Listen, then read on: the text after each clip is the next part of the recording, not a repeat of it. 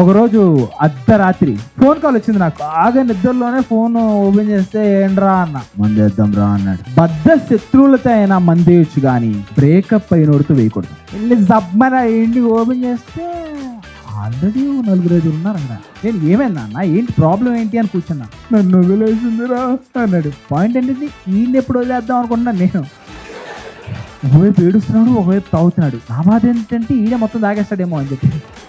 Already full bottle తాగేసాడు అన్నాడు. నాకు భయం వేస్తుంది, ఇది ఎంత ఎలా తాగాడు అని. అసలు జూనియర్ ఉన్నాడు అక్కడ. అన్న నేను ఒక ప్రాజెక్ట్ చేశానన్నా అన్నాడు. ఏం ప్రాజెక్ట్ చేసావరా అంటే, వాడు చేసిన ప్రాజెక్ట్ ఏంటో తెలుసా, సీక్రెట్ స్ట్రింగ్ కెమెరా. సర్లే ఏదైతే ఏముందో నేను అప్పటికి సగం తాగిన తర్వాత ఏమైంది అంటే ఇది రావట్లే. వాడేంటో రావట్లేదంటే, అన్న వాడు రాకూడదన్నా, వాడు వస్తే మళ్ళీ తోలు తెచ్చేస్తాడు అన్నాడు ఈడు. ఇంతలో ఒకడు కొట్టుకుంటున్నాడేమో అన్నాడు.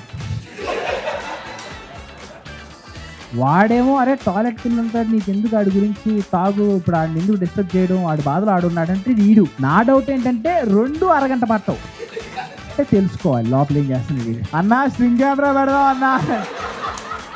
ఒరే అసలు దీనికి ఎందుకు తయారు చేసావరా అంటే, ఎర్త్ క్వేక్స్ వస్తే రబుల్స్ కింద ఉన్న వాళ్ళని డిటెక్ట్ చేయడానికంట. అంటే వాళ్ళ ఆడియో వీడియో తెలుసుకోవడానికి ఇది దోసి. అలాంటిది వీడు బాత్రూమ్ లో పెట్టబోతున్నాడు దీన్ని. సరే అని చెప్పి స్ట్రింగ్ కెమెరా లోపల చూసి అలా చూస్తాం. పట్టుకుని వదిలేశాడు. ఏమైంది అంటే, అన్న లోపలంతా రక్తం ఉందన్న, కొట్టుకుంటే రక్తం ఎందుకు వస్తుంది అంటే ఈడు అసలు అందులో బయటికి రావట్లే. ఈడు లోపలికి ఇంకా స్ట్రింగ్ కెమెరా లోపల చూసాడు. వాడి కన్ను ఒక్కటే కనిపిస్తుంది. ఇలాగా ఇలా లాగా అన్న చచ్చిపోయాడు అన్న. గుండె గుర్తులోకి వచ్చింది మాకు. నా కాళ్ళు చేతులు వణికిపోతున్నాయి. నా మట్టుకు నేను 12 గంటలకి హ్యాపీగా ఇంట్లో ఉంటే మందేద్దాం అని నా కొడుకు పిలిచి, ఇప్పుడు నేను ఎవరి మీదకి రా ఇదంతా, పోడు ఏదో బద్దలు తెంగో అంటున్నాను నేను. వీడేమో ఓన్ రూపుకోలేమో మంచి ప్రాణం పోతుంది. ఓనర్ గీనర్ అంటే ఎర్రిపుగా పగలగొట్టు అంటే వీడేమో ఇలా అంటుంది.